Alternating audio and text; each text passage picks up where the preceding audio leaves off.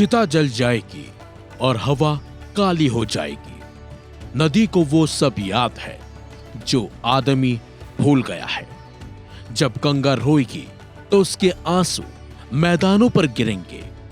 ये शुरू हो गया है। मैं पिछले 7 महाकुंभों में आया हूं। हर बार मैं इस इलाके में चला हूं, लेकिन इस बार संकेत अलग है।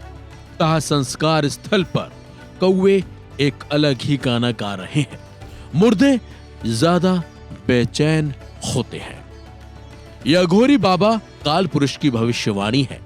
यह भविष्यवाणी अघोरी बाबा काल पुरुष ने महाकुंभ में की है।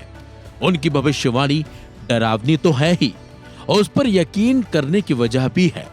वजह यह है कि दावा किया जाता है कि अघोरी बाबाओं की भविष्यवाणियां पहले भी सच साबित होती आई हैं। तो क्या वाकई ऐसा होने वाला है? जैसा कि अघोरी बाबा काल पुरुष ने कहा, 95 साल के अघोरी बाबा काल पुरुष का लुक भी एकदम अलग है। 95 साल के अघोरी बाबा काल पुरुष इन दिनों महाकुंभ में पहुंचे हैं।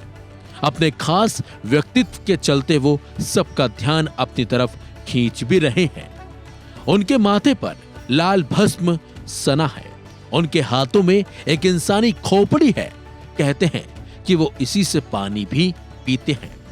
आवाज इतनी ऊंची है कि जब वो बोलते हैं तो आसपास का माहौल मानो कांप जाता हो।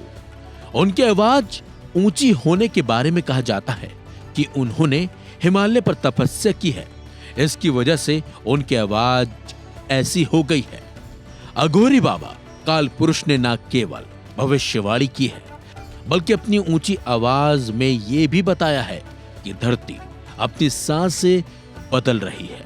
जब नदी अपना रास्ता बदलेगी तब जाकर शहरों को महसूस होगा कि वो उधार की जमीन पर बसे हुए हैं। इसके लिए उन्होंने एक डेडलाइन भी दी है।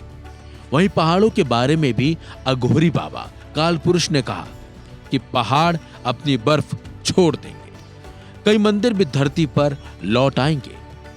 जहां तक नदियों की बात है, वो पहले धीरे धीरे फिर एक साथ सभी पवित्र नदियां अपने नए रास्ते खोजेंगी। अघोरी बाबा ने प्रयागराज संगम के बारे में भी भविष्यवाणी की है। उन्होंने कहा कि यह संगम भी बदल जाएगा। संगम को नया स्थान मिलेगा। जहां आज रण है, आगे आने वाले समय में कुंभ का आयोजन नए संगम में किया जाएगा। अघोरी बाबा ने आने वाली पीढ़ियों के बारे में कहा है कि अब जन्म लेने वाले बच्चों को वो सारी चीजें याद होंगी जो हम भूल चुके हैं।